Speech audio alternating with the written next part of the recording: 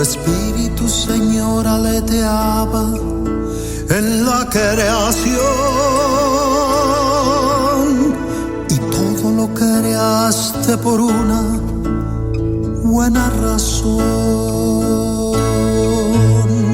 con un propósito noble, bueno y puro.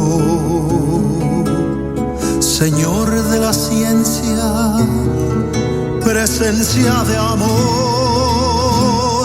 hierbas y plantas, agua y aire, tierra y sol, todo ha brotado de tu ciencia sin fin. Espíritu Santo,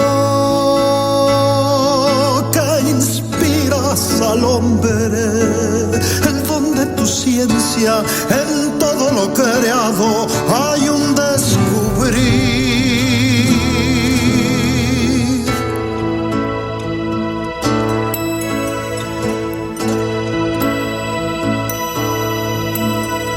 El don de tu ciencia en las mentes es luz, claridad,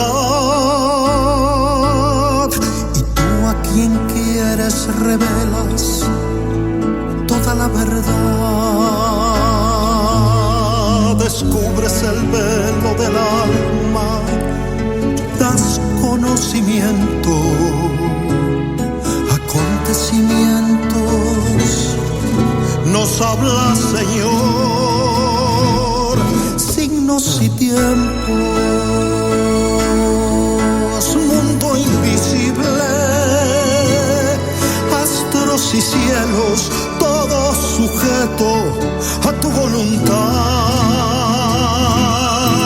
Abre mi mente, Espíritu Santo, toca las almas, danos tu ciencia, renueva la faz de la tierra sedienta de tu agua. Tu don celestial